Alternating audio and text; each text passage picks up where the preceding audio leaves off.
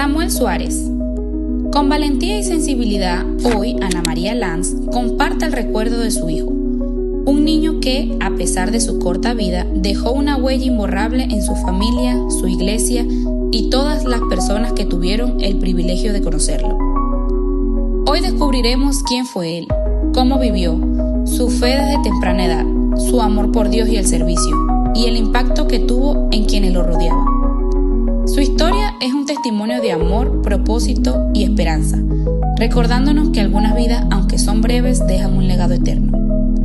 Una biografía contada desde el corazón de una madre, donde el dolor de la pérdida se entrelaza con la gratitud por haber compartido 10 años junto a su hijo, que hoy considera uno de los regalos más especiales que Dios puso en su camino. Ok, buenas tardes, buenas noches, buenos días, no sé en qué lugar te encuentres en este momento. Hoy quiero invitarte a que veas este episodio. Va a ser un episodio bien particular. Voy a hablar de una historia pues bien personal. Van a ver que no tengo ningún invitado del otro lado, porque me toca pues dar un testimonio de vida, porque sé que esta historia va a ayudar a muchos papás, a muchos tíos, a muchos abuelos, a todo aquel que quizás ha perdido un ser muy querido, sobre todo cuando se trata de un hijo, que eso no tiene nombre, esa muerte no tiene nombre, pero me tocó. Y quizás usted dice, wow, pero ¿cómo la pastora Ana se le murió un hijo? Pues sí, nos pasa pues porque no estamos exentos, somos seres humanos, y cuando se establece la voluntad de Dios en la vida de uno, uno acepta todo con amor. Y bueno, quiero que escuches esta historia. Antes de comenzar, quiero que te recuerdes de suscribirte, de compartir y que pueda esta historia bendecir a otros, ¿ok? Y quiero comenzar diciéndote que todo lo que pasa nos ayuda para bien, aunque sea pues la muerte de alguien bien cercano. Como les dije anteriormente, es la historia de un hijo. En el 2015, mi hijo mayor, Samuel David, de 10 añitos, partió con el Señor. Una historia pues bien dolorosa porque fue un niño súper especial, un niño que estaba activo en el ministerio, un niño súper maduro, que adoraba, que cantaba, que ministraba. Y de repente llega ese momento a la vida de nosotros, siendo pastores, trabajando, súper fieles al Señor, súper fieles a la iglesia, trabajando para la obra. Y tú nunca te imaginas, jamás, que eso te puede pasar a ti. Y te hablo de esta historia porque sé que creo que hay más de un papá o una mamá que está detrás de esa cámara, quizás pasando por este momento de dolor, de preguntas, de incertidumbre, de ansiedad. Muchos papás no aguantan la muerte de un ser querido. Qué bueno que me ha tocado ayudar a otros papás a cómo lo superaste, cómo hiciste.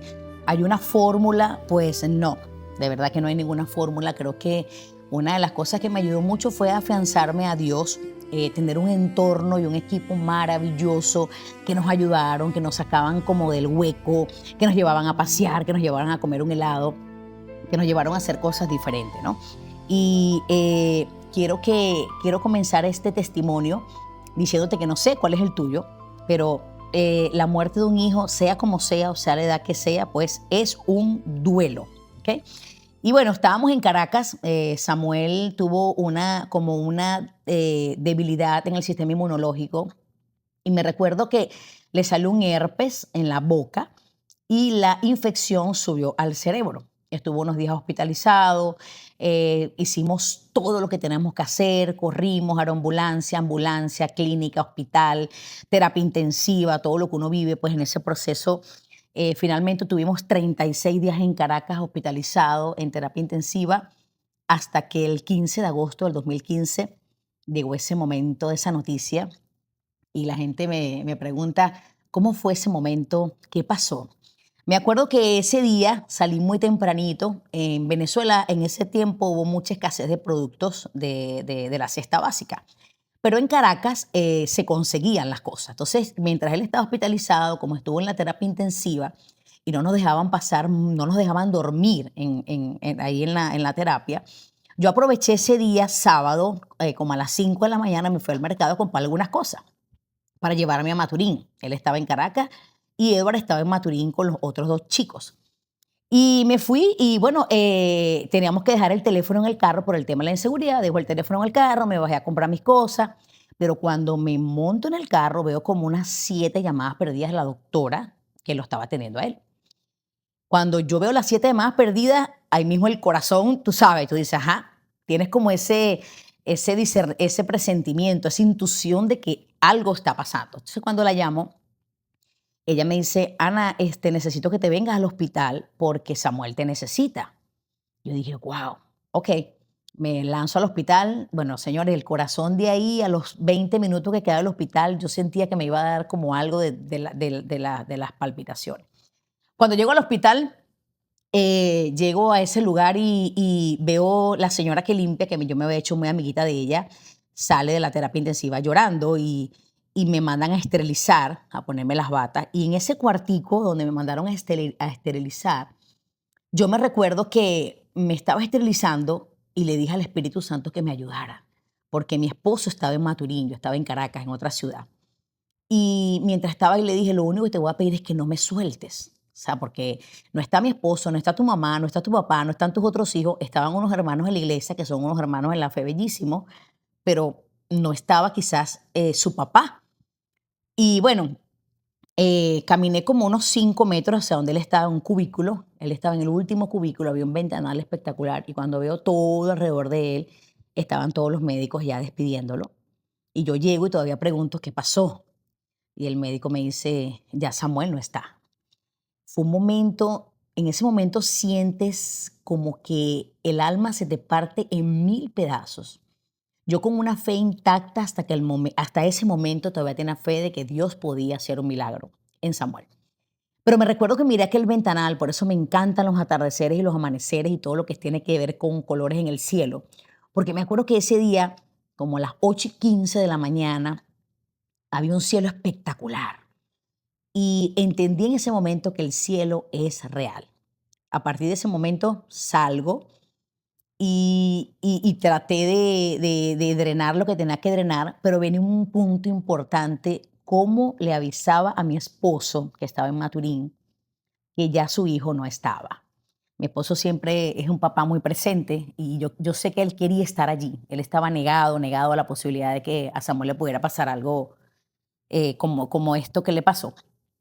Y yo me recuerdo que no encontraba cómo decírselo. Yo me dio como una crisis de llanto, pues normal.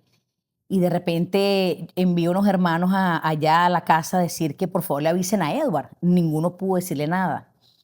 Y me dijeron, pastora, llámelo usted porque nosotros no tenemos las fuerzas para hablar con él.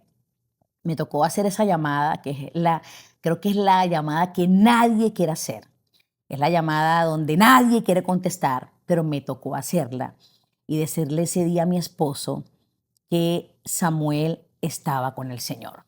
Yo lo que hice fue decir eso y tranqué la llamada porque no pude más, pero tenía mucho temor de que mi esposo también falleciera. Yo decía, llevo a uno para enterrarlo en Maturín, pero me voy a encontrar con otro que también voy a enterrar allá, porque era inconcebible el hecho que mi esposo quizás pensara que cómo él no estuvo con su hijo, si él lo dejó el jueves y ya el sábado no estaba. Y quizás hay una mamá o un papá que me está escuchando que también pasó por este proceso de no estar en ese momento, ¿no? Pero fueron horas interminables, fue un tiempo, es un momento que tú nunca te imaginas vivir.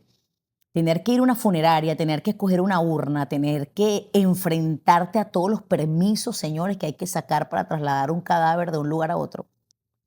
Tener que llegar a la funeraria y encontrarte con una secretaria, claro, es su trabajo, ¿no? Pero con un vocabulario tan normal, escoge ahí la urna que quieras, escoge ahí a la hora, cómo lo quieres que lo peinemos, cosas así que hay cosas que ya no recuerdo porque eso fue en el 2015, pero digo, qué duro, ¿no? Y bueno, fueron 8 horas de carretera para llegar a Maturín. Y me recuerdo que allá estaba todo colapsado en la funeraria, porque nosotros éramos bien conocidos en Maturín por el trabajo pastoral que hacíamos, por las obras comunitarias, por los gestos de amor, por conocíamos a mucha gente, los compañeritos de él. Y me recuerdo que llegamos a ese lugar, yo lo único que quería era ver a mi esposo. porque fue un tiempo donde nos tratábamos de como de conectar, pero yo no quería hablar con él porque era muy fuerte escucharlo y no poder estar con él. Mis otros dos hijos estaban chiquitos, ¿no? Pero tuvimos que enfrentar ese momento y me recuerdo que esa noche le dije al Señor, necesito dormir, tenía varios días sin dormir y me llevaron a casa. Yo entré a la funeraria y lo que hice fue entrar y salir. Me llevaron a casa y el otro día, cuando fue el día del funeral, que yo vi que amaneció, porque uno piensa, yo pensaba, que cuando a ti te pasa algo como esto, tú piensas que el mundo se tiene que detener. Todo se va a parar. No, resulta que al otro día fue domingo. Al otro día tuvimos que enfrentar lo que es el servicio funerario y el entierro como tal. Y me recuerdo que ese día me vestí con los colores, con todos los colores prácticamente que tenía un vestido que yo tenía, que a él le gustaba muchísimo. Me puse esos labios rojos, unos zapatos rojos y fui a enterrarlo y darle honor a quien honor se merecía. Porque hablar de él era hablar de un niño con una fe y una pasión por Dios increíble, o sea, increíble.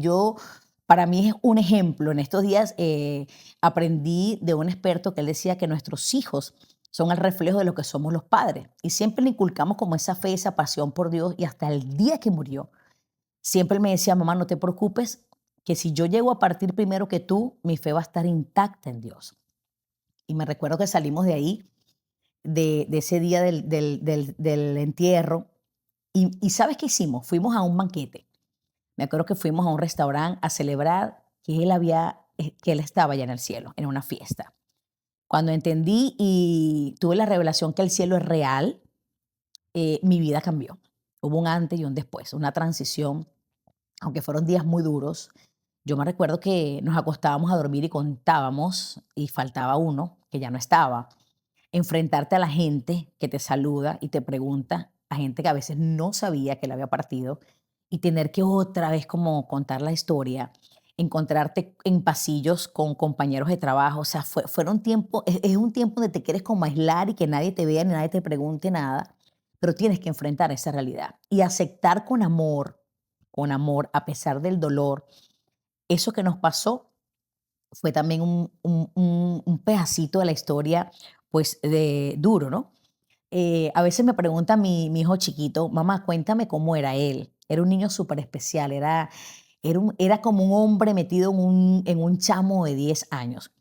Era un niño excelente estudiante, era un hijo súper agradecido, un hijo súper amado, un hijo que llevó un proceso de dolor, pero lo resignificaba todo, le daba la vuelta. Un hijo que con una fiebre en 41 se montaba en un altar a adorar a Dios, no se quedaba en casa. No decía, me voy a quedar descansando, no, mamá, yo voy a adorar. Y me tocó pues ver partir, como yo siempre le decía, a ese héroe de la fe. Entonces, em, hay momentos donde tú te preguntabas, pero ¿qué pasó? ¿No? La gente pues también me preguntaba, pastora, pero ¿cómo le pasó eso a usted? Si usted es una mujer de fe. Quiero decirte que estás allí, que la fe no niega los hechos. El hecho que estés pasando por una situación no quiere decir que no te pueda pasar una situación o que estés exenta de pasar por un proceso, más que todo como la pérdida de un hijo y el primogénito. Y sé que cuando eso sucede, sientes a veces que el mundo se te viene abajo, sientes que no hay esperanza, sientes que como que Dios no estuvo y es cuando más está contigo. Quiero hoy darte este consejo, mamá, que estás allí, porque siento que nosotras somos las que más sentimos por esa conexión que hay desde el vientre que vienen esos niños. Dios está allí. No sé cuál es tu testimonio, quizás si estás pasando por algún dolor, por algún tipo de duelo, Dios está allí. Estoy a favor, y quiero que lo sepan, de la ayuda, de la terapia profesional. El que necesite gritar, que grite. El que necesite llorar, que llore. Le voy a contar un poquito de lo que me pasó a mí. Yo, por falta de conocimiento, lo puedo reconocer públicamente, nunca busqué esa ayuda profesional. Me aferré mucho a Dios, le doy gracias a Dios por eso, pero me hice como muy fuerte porque yo tenía que estar firme, porque yo tenía que sostener a mi esposo, tenía que sostener a la gente de la iglesia, tenía que sostener a mi familia, tenía que sostener a mis hijos. Error, error. Si usted tiene que gritar, grite. Si usted tiene que llorar, llore. Si usted tiene que buscar una ayuda profesional, búsquela. Si usted tiene que buscar una terapia, búsquela. si tiene que rodearse también de gente que lo alienten y que lo levanten, búsquela. Si tiene que buscar ayuda en pastores también que oren por usted, búsquela. Toda la ayuda que usted necesite en ese momento es buena y necesaria, porque es un momento desgarrador. O sea, el hecho de que sientas que tu alma se parte en mil pedazos y que hay quizás herramientas que te pueden ayudar no a quitarte el dolor, porque no se te quite el dolor, pero sí a que mengue, sí a que puedas mirar más allá, puedas entender que fue la voluntad de Dios. Tú dices, ¿por qué no lo puedo hacer? Por eso con mucha responsabilidad lo digo, no lo hice. Sin embargo, sí le busqué ayuda a mi segundo hijo con una muy buena amiga que me ayudó en algunas terapias porque él quedó como muy desorientado. O sea, ¿qué pasó? O sea, mamá, explícame. Y yo tampoco tenía las herramientas a veces para explicarle, porque ¿qué le iba a decir? O sea, si los adultos me preguntaban a veces, pastora, ¿pero qué fue lo que pasó? Y yo no encontraba a veces la respuesta. Imagínense cómo se lo explico a mi hijo, a mi segundo hijo. Entonces, este testimonio me ayudó a entender y a disfrutar aún más la vida. Me ayudó a disfrutar y a poner en práctica que el futuro es hoy, que el minuto es hoy, que me tenía que a veces tirar en una piscina, no importa que estuviese con una pinta, pero me tiraba en la piscina a disfrutar con mis hijos y hasta hoy lo hago, ellos lo saben, que yo soy en ese sentido media, media loca, como me dicen ellos, porque entendí que mi hijo un día viernes estaba vivo, pero el sábado ya no estaba. Entonces, ¿cuál es el consejo para toda esa familia? Y hablo muy general. Disfruta lo que tienes hoy. Ama a quien tienes que amar. Mira, ríete con quien tienes que reírte. Haz lo que tengas que hacer. ¿Por qué procrastinar tanto? ¿Por qué esperar tanto? ¿Por qué esperar el día especial? Yo me recuerdo que él cumplía año en marzo y como en junio, él nos pidió de regalar una bicicleta. Y sabes que hay gente que espera, yo no sé a quién le estoy hablando, esperan diciembre porque es el regalo del niño Jesús para comprarle algo especial a su hijo. Y yo me recuerdo que le dije a Eduardo, ¿sabes? Samuel quiere una bicicleta. Y él me dijo, bueno, vamos a sacar las cuentas a ver si se la compramos. Hermanos, amigos que nos están escuchando, le compramos la bicicleta en junio y en agosto ya él no estaba. Entonces, cuando yo veo este tipo de cosas, ojo, no quiero criticar a nadie, entiendo perfectamente que diciembre es un mes donde todo el mundo quiere regalar, no está mal. Pero si tienes la posibilidad de disfrutar hoy y de hacer algo hoy por tu hijo, por tu esposo, por tu mamá, por quien tengas que hacerlo, no esperes un día especial. El día especial es hoy. Me recuerdo que aún en medio de tubos, me acuerdo, hay cosas que le pido a Dios que me quite de la cabeza porque la imagen es muy desagradable. Entrar a una terapia intensiva es un lugar frío, es un lugar donde huele mucho a medicina, huele mucho ay, es un olor tan característico, pero tan desagradable ver tantos médicos. Eso es a cada ratico, un diagnóstico, una prueba, un resultado, es súper agobiante.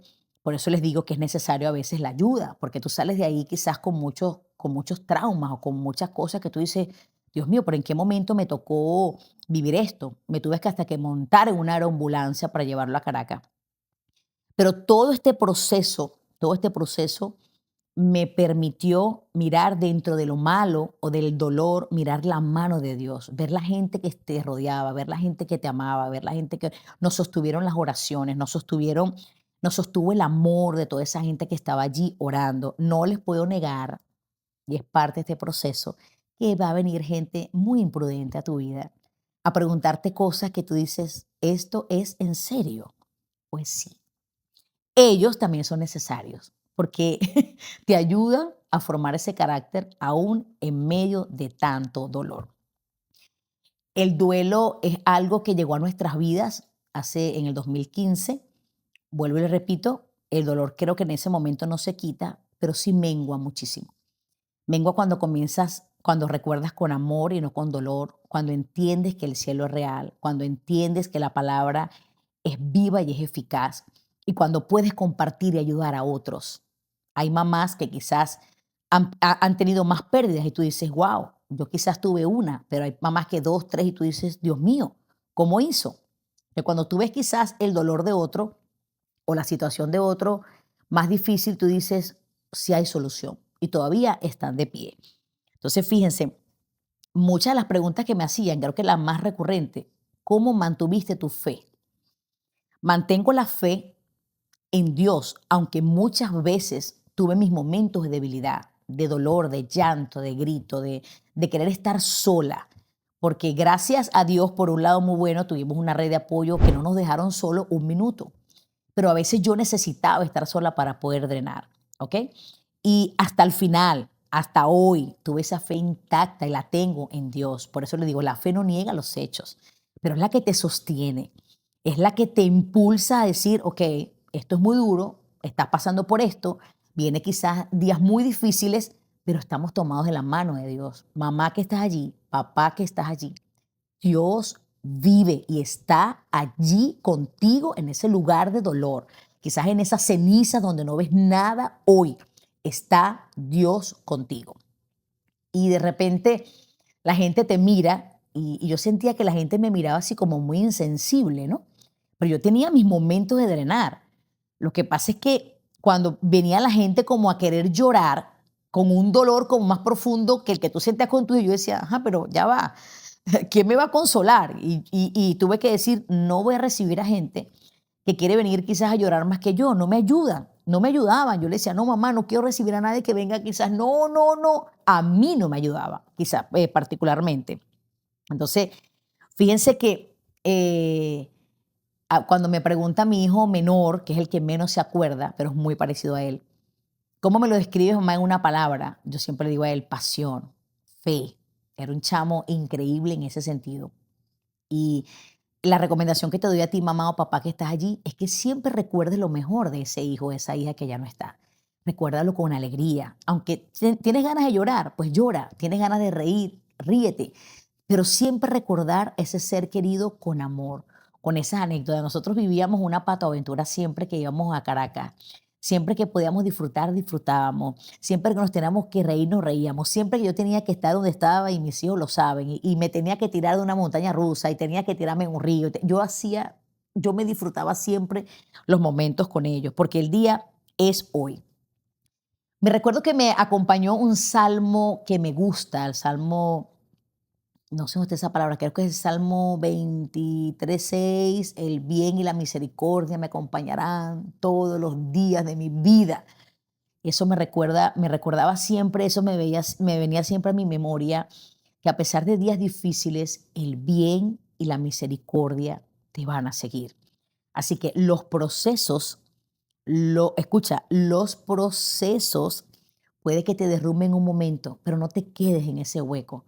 Los procesos nos ayudan, el desierto, el dolor, son maestros de la vida, son los que nos ayudan a formar el carácter, son los que nos ayudan a tener más fe y a saber de que Dios es real. Hoy recuerdo a mi hijo con alegría, muchas veces me pongo a pensar en él y me da ese sentimiento de saber que podíamos tener conversaciones hasta difíciles y él podía ser a veces un buen consejero. Siempre me decía, mamá, no te preocupes, mira, todo va a salir bien, mamá. Siempre había en él una palabra de bendición, una palabra de amor, una madurez que de verdad que yo tengo otros dos hijos que los amo con profundo amor, pero siento que él era un niño especial. Cuando recuerdas con amor, cada día el dolor es menos. Y cuando sabes que el cielo es real, sabes que tienes esperanza de que lo volveré a ver. Siempre le digo a Dios gracias porque algún día nos reencontraremos. Yo quiero que este episodio quede grabado en tu corazón y que lo puedas compartir con otros.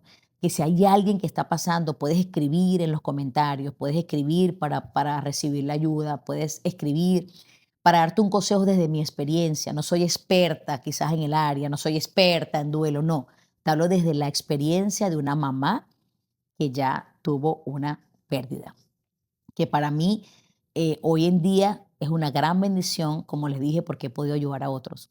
Escribe, recuerda de suscribirte, de compartir esta historia, de ser de bendición para otros y recordar con amor y no desde el dolor.